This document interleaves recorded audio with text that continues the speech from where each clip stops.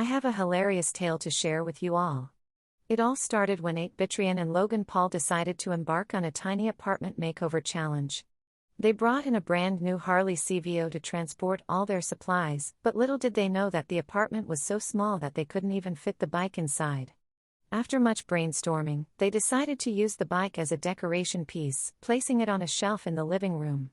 However, things took a turn for the worse when the shelf couldn't handle the weight of the bike and it came crashing down, destroying everything in its path.